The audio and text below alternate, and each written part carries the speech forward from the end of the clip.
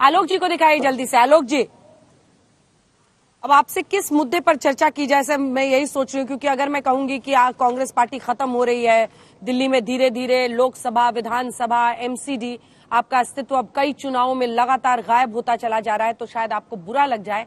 लेकिन आप ही बता दीजिए या आप ही बोल दीजिए जो आपके मन में है, क्योंकि एमसीडी चुनाव को लेकर प्रधानमंत्री नरेंद्र मोदी की तस्वीर बीजेपी लगाती है तो शान से लगाती है। खड़गे साहब कहते हैं ये तो एमसीडी चुनाव में भी पीएम का फेस लगाते हैं। आखिर एमसीडी चुनाव को भी अगर बीजेपी पूरी ताकत से लड़ती है तो ये यूएसपी है या इसमें गलती है? एमसीडी चुनाव में सबको पीछे हट जाना चाहिए क्योंकि छोटा चुनाव है। अंजना जी, सबसे पहले तो जो भी आज पार्षद जीते हैं उनको बहुत बहुत बधाई, हमारी शुभकामनाएं। और जो भी मैंडेट आया है, आज भी जितने भी हमारे 9 पार्षद जीत कर आए हैं और तमाम ऐसे रहे हैं जो दूसरे और तीसरे नंबर पर भी रहे हैं, उन्होंने कड़ी मेहनत की, उनको भी धन्यवाद। हमारे वोटर्स दिल्ली के जिन्होंने चिंतन और मनन के साथ वोट डाला, उनको भी धन्यवाद।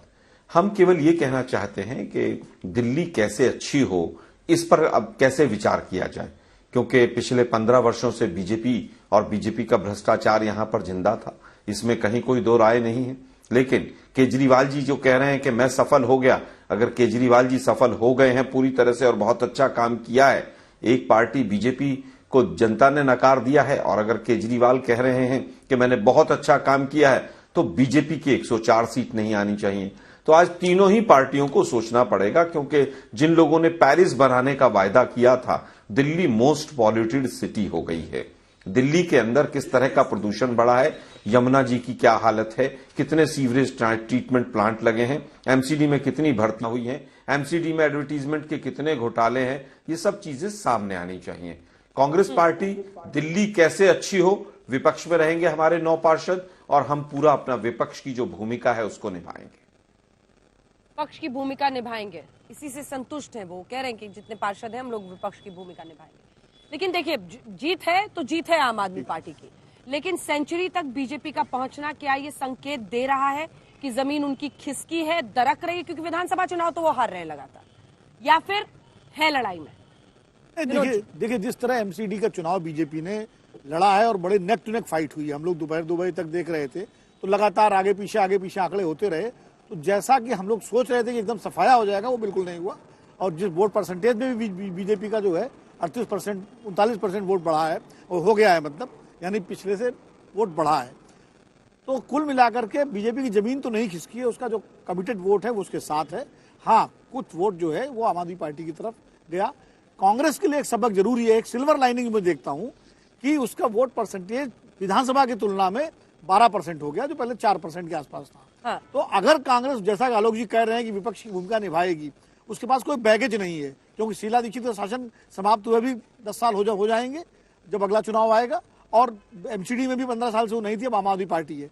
तो उसके पास कोई बैगेज नहीं होगा। अगर वाकई विपक्ष की भूमिका ढंग से निभाती है, उसके अध्यक्ष अगर ये कि पता लगा अपना वोट भी नहीं उनको मालूम है कि नहीं, तो दफ्तर का ताला नहीं, चौधरी कहीं दिख भी नहीं रहे हैं, दफ्तर का ताला भी नहीं खुल रहा 12 बजे तक, अगर इस हालत में रही पार्टी, तब तो मुश्किल है कुछ भी। लेकिन अगर पार्टी ने इससे सबक लिया और अच्छे लोगों को मैदान में लाई और जो पैन दिल्ली की लीडरशिप उसको डेवलप किया, तो उसको फायदा मिल सकता है। तो फायदा मिल सकता है। जल्दी से आलोक जी एक छोटा सा रिएक्शन इस पे। अनिल चौधरी आज नहीं दिख रहे हैं प्रदेश अध्यक्ष आपके। देखिए, मैं समझता हूं कि बिल्कुल टेक्निकल मिस्टेक रही, उनका वोट नहीं था, वो चेक किया जाना चाहिए था, और ये गलती किसी से भी हो सकती है, और सबसे बड़ी गलती तो इलेक्शन कमीशन की है। लेकिन आज अनिल चौधरी जी को आना चाहिए सामने, और मैं स्वयं उनसे कहूंगा कि वो मीडिया को भी फेस करें।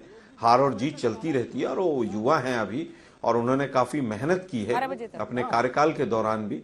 मैं भी स्वयं निवेदन करूंगा, जहां तक मुझे मैसेज है वो डीपीसीसी गए भी थे। 12 बजे तक दफ्तर तक नहीं खुला, आपको पता है सर? भारतीय जनता पार्टी को पता था। हाँ, आ रही गौरव जी, दफ्तर भी नहीं खुला था। मुझे नहीं लगता है कि पॉलिटिकल पार्टी है, दफ्तर नहीं खुला। अंजना जी, मुझे लगता है ये कहीं ना कहीं मिस इन्फॉर्मेशन है। केवल वहां 2 दरवाजे हैं, हो सकता है कोई सा एक दरवाजा नहीं खुला हो, पूरा स्टाफ काम कर रहा था। 11:30 बजे वहां पर जो ऑफिस सेक्रेटरी, उनसे मेरी स्वयं बात हुई है लैंडलाइन पर। ठीक है, चलिए कोई बात नहीं, दफ्तर खुले ना खुले, किस्मत जरूर खुले आम कांग्रेस पार्टी आपको उसके लिए मेहनत करनी पड़ेगी। मैं लौट रही हूँ आपके पास गौरव जी, एक छोटा सा रिएक्शन, जिसके बाद मैं जैस्मिन शाह जी फौरन आपके पास आऊंगी, क्योंकि राघव जी से लंबी बातचीत हो गई थी, आम आदमी पार्टी का पर्सपेक्टिव आ गया। मैं आ रही हूँ जैस्मिन जी आपके पास, लेकिन गौरव जी अपनी बात कह लीजिए। देखिए अंजना जी, आप जीत में कैसा व्यवहार रखते हैं ये अहमियत रखता है, लेकिन कोई भी पार्टी अगर दिलों को जीतना चाहती है कि भविष्य में जनता आशीर्वाद दे, तो हार में भी आपको ईवीएम पे ठीकरा नहीं फोड़ना, मीडिया को गलत नहीं बताना, आपको जो जनादेश आया है उसे स्वीकार करना होगा। लेकिन जैसा मैंने कहा, पहली बात जो मुद्दे हमने उठाए थे कि कट्टर बेईमान है ये आप पाप पार्टी, वो उठाते रहेंगे। और दो सवाल मेरे मन में आए, अरविंद केजरीवाल जी को सुन रहा था इसलिए पूछ रहा हूं। पूरे कैंपेन में अरविंद केजरीवाल रोते गाते रहे, उन्होंने बार बार कहा मनीष सिसोदिया को गिरफ्तार कर लिया जाएगा और जांच एजेंसियों का दुरुपयोग होता है।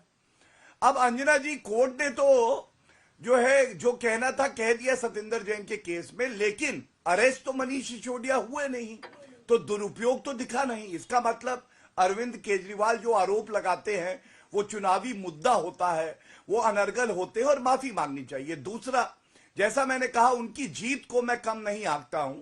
जनादेश आया है, चाबी उनको मिली है, वो जनता की तिजोरी लूटे ना, ये उम्मीद जरूर रखता हूं। लेकिन ये पूछा जाएगा, आप भाजपा को कह रहे थे कि 20 सीटों से कम आएंगी, 104 आई हैं, तो ये मेरा दूसरा प्रश्न है कि अरविंद केजरीवाल इस पे क्या कहेंगे।